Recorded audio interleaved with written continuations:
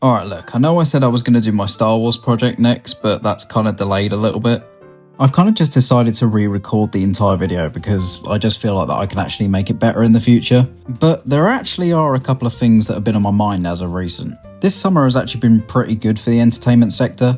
Like, we've been fed pretty good lately. So I've decided to make this video just to get a little bit more up to speed, because we've had a load of highs, but also some surprising lows. I'm gonna be a dad. Yeah. Also, I could have my edit manipulated by copyright, so if there are any weird cuts, then I apologise. It's not me, it is them. There is also timestamps in the description and in the timeline, so if you wish to skip around, then you're more than welcome to. So without further ado, let's get on with it.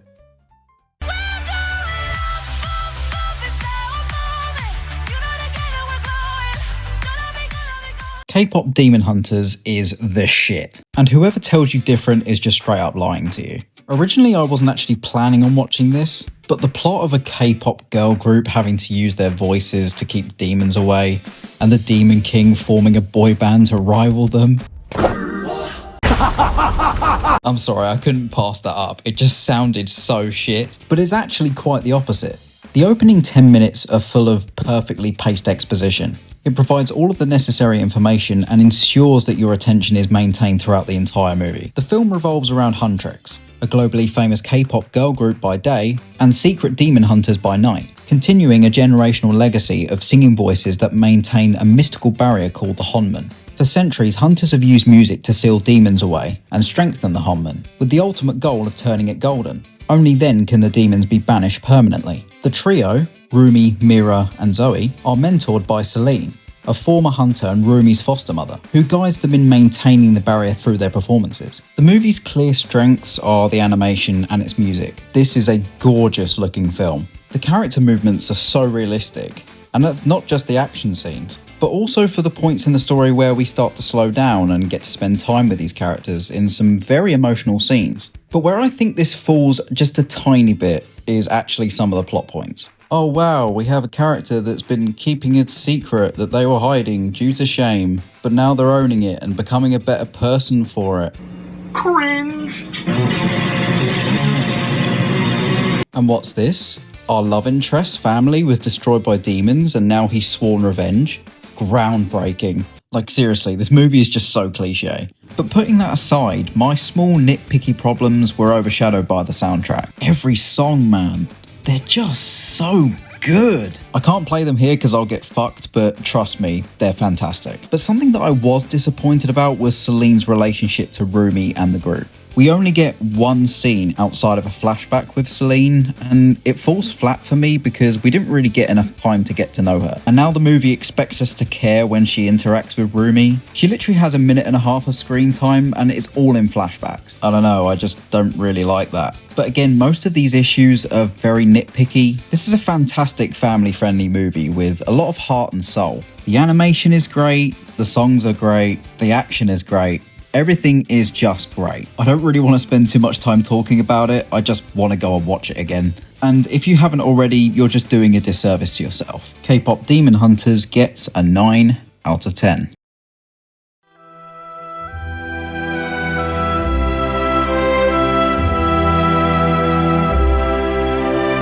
I've walked away from this game more times than I can count. Sometimes for weeks, other times for months. Burnt out, frustrated, or just distracted by other games. But no matter how far I drift, I always find my way back. And when I do, I'm reminded of why I got into Destiny in the first place. If you don't already know, Destiny was introduced in 2014, and was the first real MMORPG for consoles at the time. Its story content has spanned 10 years and was dubbed the Light and Dark Saga. Across expansions, we've battled gods, explored vast ancient ruins, and unlocked powers from both light and darkness. And at the centre of it all was the Witness, an ancient, terrifying being trying to reshape reality into a perfect, lifeless stillness. The final chapters, Lightfall and The Final Shape, bring the story full circle. Now I just want to say that I wasn't really affected by the Destiny content vault. The DCV was introduced in Beyond Light, and I completely sympathise with those who have spent their hard-earned money on this game's expansions just for Bungie to remove almost 60% of the content. But post Final Shape, the seasonal model was switched out for episodes, which in turn was an attempt to break away from the previous content feed. But let's be real, the seasonal model stayed exactly the same, and episode 2 Revenant was a huge letdown for me. Revenant had everything going for it. An undead aesthetic, a vampire hunter fantasy, and the promise of a darker, more grounded chapter in Destiny's universe. But what we got? It was just surface level style over substance. The episode teased mystery, but it never really followed through with the meaningful revelations or character development in the story. On paper, tonics were meant to be Revenant's secret weapon, customizable boost tied to your vampire hunting playstyle, but in reality, they felt more like a chore than a choice. Players had to endlessly grind tonic energy just to keep them active, which meant looping the same ritual events again and again for diminishing returns. I mean, it's a shame really, because I was really hyped for this when it was announced. And then came Heresy, and I just stopped playing. The newest expansion, The Edge of Fate, is the very beginning of a new saga for Destiny. This is the entry that will basically set us up for the next decade. The 9, enigmatic dark matter entities, extended an invitation to the Guardian via Orin, their former emissary. We are called to Kepler, a mysterious Oort cloud planetoid controlled by a dark singularity with cosmic stakes driving the narrative. This singularity warps space-time, which is why Kepler exists in this bizarre state where people from different eras can end up there. We meet Lodi, a 1960s human pulled into the future, and the Oanians, descendants of Golden Age colonists, who aid you in stabilising the singularity using 4 scattered stranglets. 2 factions clash over the black hole, the House of Exile, who worship it, and also the Nessian Schism, led by Maya Sundaresh, who is seeking to harness its power. With Vanguard help, the Guardian fights both threats, averts a system-wide catastrophe, and witnesses the resurrection and death of 3, a member of the 9, to which Lodi becomes the new emissary of the 9. I've seen a lot of talk about how the Edge of Fate story was handled. Some see it as pretty mediocre, but I personally loved it. However, the Edge of Fate also introduced us to Matter Spark, a mechanic in the game where your Guardian can turn into a cosmic ball of energy to solve puzzles and to get to areas on Kepler that you weren't previously able to get to. Bungie said in their Vidoc that they were inspired by Metroid, and at first I was really fucking hyped, because I have some very early memories playing Metroid Prime Hunters when I was growing up, as well as Metroid Prime 1 remastered, now as an adult. But the Matter Spark mechanic is severely underused, as you can only summon the transformation on Kepler, and nowhere else in the solar system. I find it very gimmicky, even though its inspiration was so crucial to my youth. But what did stick with me was we actually got to see the backstory of Ikora Rey, but I find the concept of her origin fucking hilarious. Known formerly as Dr. Nella Davis, Ikora was Lodi's colleague but died tragically in the 1970s. And how did she die? Well, she was struck by a time-travelling train orchestrated by cosmic beings to position her for resurrection. I've tried to get that sentence out so many times without laughing. You see, back in the original Destiny, Ikora Rey often felt distant, a stoic warlock vanguard with little emotional depth. As a mission giver, she seemed more decorative than dynamic, delivering exposition rather than becoming a character that you actually cared about. I feel this revelation reframes her entire persona. It's so interesting to me that she actually had a life before the collapse. Although we only get to see a small part of that life, it opens the door for theory crafters and for future stories ahead. During the launch of Edge of Fate,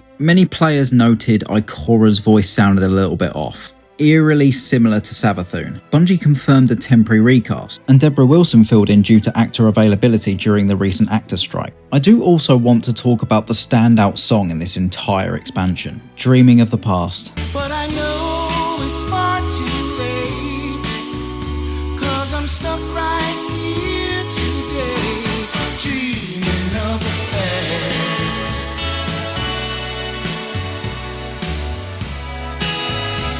This composition evokes a strong 1950s, 1960s feel.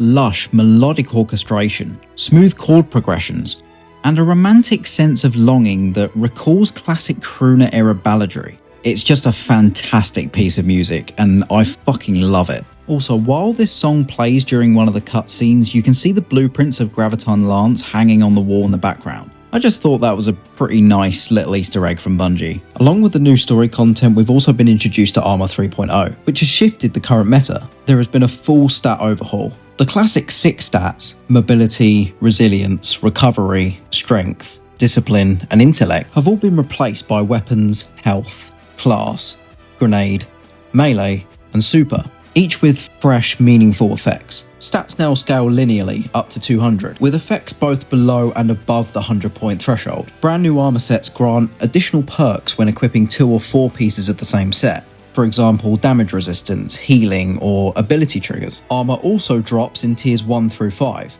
Higher tiers yield better stat totals and features, and tier 5 weaponry guarantees a perfect roll. We were also introduced to a new way to navigate our activities and destinations, and Bungie have named it the Portal. Portal is Destiny 2's new central hub for launching activities. It's kind of a modern replacement for the old Director/Destinations menu. It's designed for clarity and flow, guiding players straight into current content. Even though the Portal offers speed and structure, I feel the Destination/Director still has a vital role, and players just want it to matter more. Also, I don't really like that the whole rest of the game has been practically abandoned if you're not a new light or a returning player. What this means is after you've grinded up to power level 200, you're only going to be able to receive the new armor sets with its tiered perks within the Portal activities. So if you want to go and endlessly farm Overthrow in the Pale Heart or go to the Blind Well, seriously, who the fuck goes there anymore? Then good luck, because gear will only drop at the minimum of 200 and no higher. I seriously think that the whole power grind struggle is mainly down to the fact that we're restricted so much in regards to the activities that we actually complete. It also restricts those who actually have lives in the real world, as the grind requires you to spend hard time running the same solo ops or fireteam ops activities,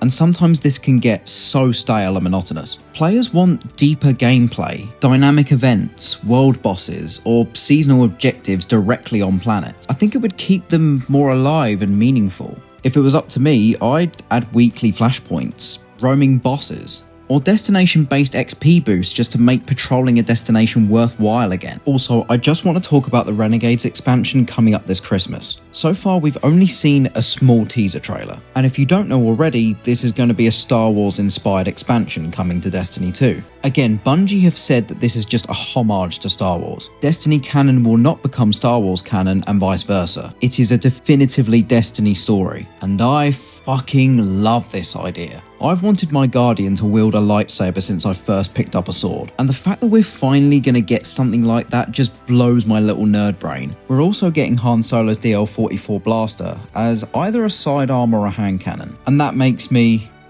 just so happy. We haven't seen the full reveal as of when I'm writing this script, so I'm not trying to get too hyped because, as we all know, this is still Bungie. But with the recent news of Pete Parsons stepping down as Bungie studio head to be replaced with Justin Truman, I'm a little bit more excited for the direction of this game and where Truman might make a few changes and improvements. All I'll say is, as a Destiny fan and a huge Star Wars nerd, this will probably be an unhealthy amount of playtime on my end. So, with all of that being said, I'm going to give Edge of Fate 2 scores. Edge of Fate's story gets a 7 out of 10, but Edge of Fate as a whole gets a 6 out of 10. Bungie have given me enough to play with for now, but I'm just waiting on Renegades to sink my teeth in completely. Alright, now let's talk about The Last of Us.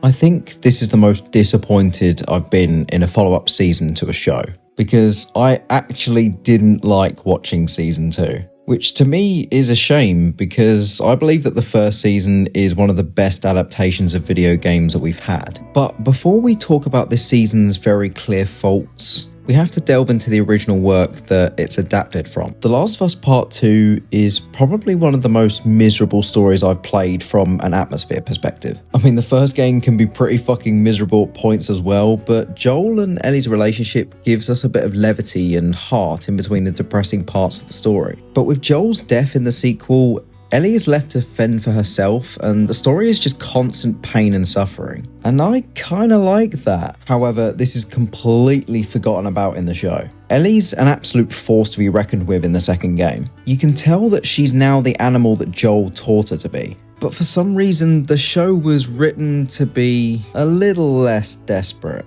And yes, it's not realistic for a 19-year-old girl to be wiping out hordes of people like a fucking Kingsman agent. But I'm not here for the realism, I'm here to be entertained. Ellie spends most of her time just being a petulant child. She doesn't outright kill a single person in the show, and I find that really fucking strange. This is literally adapted from Revenge and Murder, the video game, but the showrunners keep our main character from killing anyone. This is just the same Ellie from the first season, except now she's just upset all the time. I think the writers are just afraid of making her a little too ruthless, and I don't like that. Dina's pregnancy is treated with justifiable caution and anger from Ellie in the game. Just need to rest for a second. Are you fucking kidding? How long have you known? I wasn't sure, okay? I didn't want to be a burden. Well, you're a burden now, aren't you? But when she hears the news in the show, she's like, oh shit, you're pregnant? Oh, I fucking love you.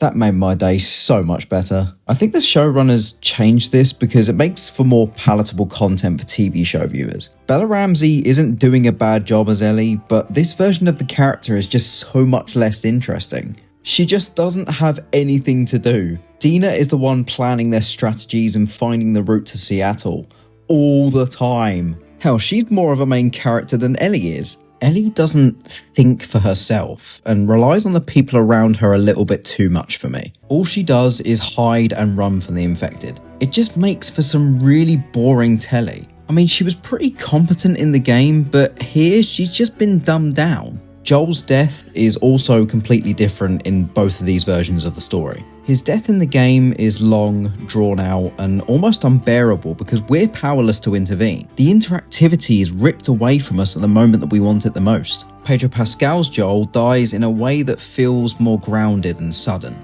It's blunt, cruel, and fast. He doesn't get the extended torture that we saw in the game, and Ellie's helplessness comes across in her performance. But why does this matter? Well, both versions achieve the same thematic point. Game Joel dies for the player. His death breaks the bond between player and character, forcing us to feel violated and complicit. But Show Joel dies for Ellie. His death is about her loss, her perspective, and what it does to her story. But the problem with that is her story isn't one about revenge in the show, because she doesn't kill anyone. I'm sorry, but this is a fundamental misunderstanding of the character's role in the source material. You literally had the blueprint and you royally fucked it up. How is this possible? Well, you know what else they fucked up? Showing both Ellie's and Abby's perspectives straight away. In the second game, Joel is killed with no context given to the player. So when we pick up later with Ellie, it feels great to actually take revenge. Then later on, we see it from Abby's side. It resituates the real truth behind both of these perspectives. This whole thread of events work well because of how they were set up and how they were presented. But the show completely forgets that. Only God knows the reason why the show immediately opens with Abby exposing her father's death and swearing her own revenge against Joel. Maybe they did this because they didn't want the general audience to start getting upset with Abby this early on. But she's the fucking villain. You're supposed to dislike her. The finale of the second game is also completely ruined by the show. The final conversation between Joel and Ellie pretty much sums up the entire story. You're not supposed to see it until the very end. But the show went forward with dropping it in the middle of the narrative. This isn't just a small change either, it's literally what makes the second game work. The player finding out that Ellie forgave Joel in the end is meant to be the tug on the heartstrings moment for the player, and actually shows a bit of subtlety in the writing. But this still isn't the end of the show. There's an upcoming third season which now has its finale completely spoiled. When I think of subtle changes, I think back to the first season. The entry out of all of these episodes that stuck with me the most from the first season is actually the third episode. In the first game, Bill is a survivor first and a human second. He's paranoid, abrasive, and completely walled off from any sense of community. He helps Joel and Ellie out of necessity, not friendship. And his worldview is simple. Trust no one, care for no one, and you'll stay alive. In the first season of the show, Bill begins the same way. Isolated, paranoid, distrustful of the world. But when Frank stumbles into his life, we see a softer, more vulnerable side emerge. Unlike the game, Frank doesn't leave Bill. Instead, their story concludes in a profound human choice. When Frank becomes terminally ill, they decide to face death together, on their own terms. It's fucking heartbreaking, actually. We have about 25 to 30 minutes of perfectly executed storytelling. We see the highs and lows of their respective traits. And when Joel and Ellie arrive at their house, Joel, Ellie, and the audience are explicitly told by a note left behind to not enter the bedroom, as it wouldn't really be a pretty sight. And the episode ends with Ellie and Joel driving off listening to Linda Ronstadt as the camera pans outside into the house. And I love the fact that they didn't show those two dead bodies. It makes the whole sequence that more fitting and melancholic. This is the one thing that the second season failed to capitalise on.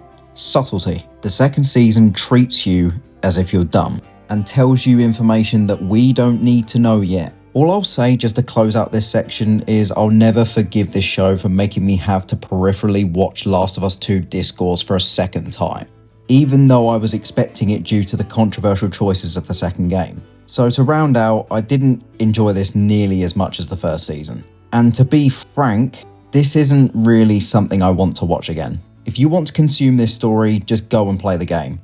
It's a much better way to experience the narrative.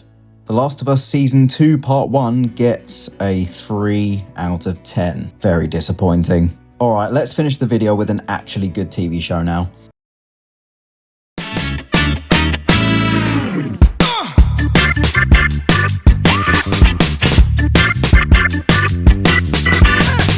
How's the pie? So good. This was actually meant to be my very first essay-style video, but Netflix absolutely loves to throw copyright claims at me, so you're probably going to be seeing some Destiny footage in the background as filler. I'm going to try and refrain from using too much footage here because I actually want to release this video. DanDaDan is one of those pieces of entertainment that feels like a privilege to witness. Sometimes it feels like you don't actually deserve to be watching it. The characters within this show are just so entertaining and engaging to watch. The art style is just so well conceived, and it's just an incredible piece of work. DanDaDan is a Japanese shonen manga series written by this guy, Yukinobu Tatsu. Before writing DanDaDan, he was an assistant to Yuji Kaku and actually helped with work on Hell's Paradise for a little while. Hell's Paradise is fucking fantastic, by the way. And if you haven't watched it yet, what the fuck are you doing? Hell's Paradise gets a 9 out of 10. But DanDaDan's story isn't really hard to explain, but it's the content that lies within the story that's just fully cooked. A socially awkward UFO nerd and a psychic ghost believer accidentally discover that both aliens and ghosts are real when they both get kidnapped by them on the same day. They both gain superpowers from inappropriate alien ghost encounters, just don't ask, and spend the rest of the story fighting weird monsters.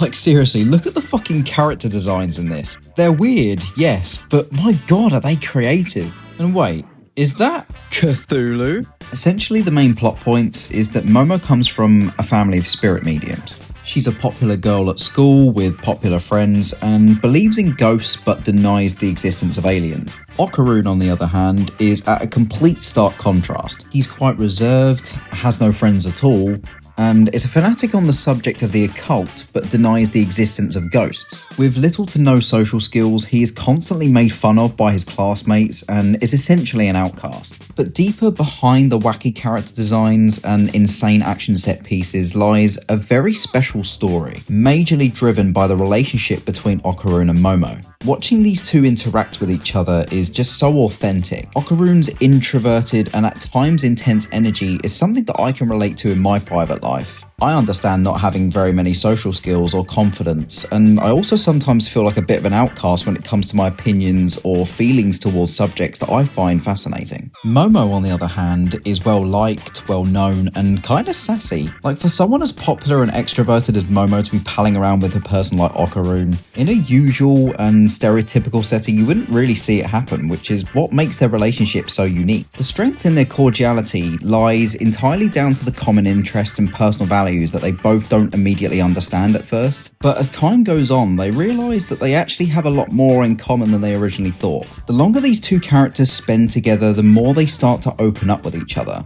and accept one another. Okarun takes up what makes him quote-unquote weird and vilifies the part of him that wants normality. For him, it's easier to embrace the nerd stereotype and prepare for assured rejection than risk trying to associate with others and not really getting any fulfillment. But on the other hand, Momo chose to do the complete opposite.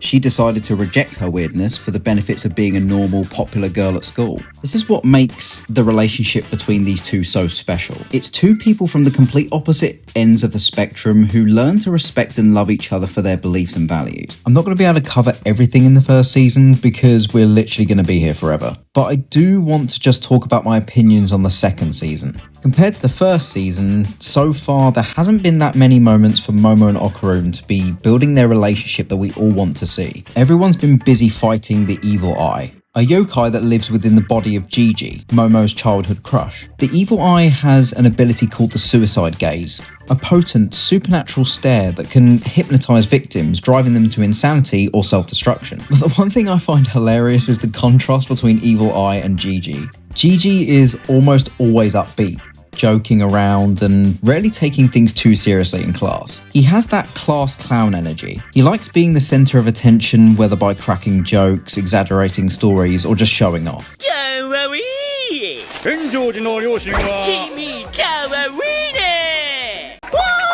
Dude, relax. He butts into conversations just to make a dumb comment, and he's overly touchy with Momo, which annoys both her and Okarun. But the evil eye is a fucking freak. He's tormented and vengeful. Beneath the rage, there's sadness and trauma. The evil eye is essentially a child who never got to live, so it lashes out on the world. When it shares its memories, this side is revealed. It's not evil by nature, it's a curse born from suffering. You see, long ago, the Keto clan performed horrific rituals, sacrificing their own children. These sacrifices were meant to seal away a monstrous entity called the Serpent God. The hatred, sorrow, and resentment of the children who were killed didn't disappear. Instead, it fused together into a powerful curse, and that curse eventually took shape as a spirit. Unlike a regular yokai, it wasn't born naturally. It was created from grudge energy, the collective malice of the sacrificed children, and it carries the voices of countless victims inside of it. The evil eye is also absolutely ruthless in battle. The one thing I will say is the fight choreography and the visual scale has been vastly stepped up over the first season. And I'm not saying that the first season's fights aren't great, because they really are, but I prefer the fight scenes in the second season. Ira also doesn't have really much to do in this season. She kind of just feels like a background NPC most of the time. I mean, she had a lot of backstory exposition in the first season, but she's kind of just been pushed to the side here. The Hunting Soul song is an absolute banger. Turbo Granny has some really fucking great one-liners, and the Cursed House and the Secret Room visually look great. The opening titles in the second season, in my opinion, aren't as good as the first. I like both songs in these openings pretty equally, so I haven't really got any issues with that. But visually, the first season's opening was just better in my opinion. All in all, I think that this is a more than worthy successor to the first season. I just personally enjoyed the first season more. As of when I'm writing, this season hasn't ended fully, so giving it a score is going to be a little bit hard. If we're talking season 1, then I would be giving this a hard 10 out of 10 with absolutely no questions asked. I think that season is pretty much perfect, but we are talking about season 2 here. So I reckon it deserves an 8 out of 10, 9 out of 10, I don't know, somewhere in that ballpark. Okay, I think that's all we have time for. But I do have my next project currently in pre-production, and I will be talking about the Indiana Jones movies, and trust me, I have a lot to talk about. Also, be sure to leave a like and hit that bell icon so that you'll always be notified when I upload. And leave a comment on what you think about the subjects that we discussed today. So with all that being said, thank you so much for watching, and I'll see you in the next video. Bye!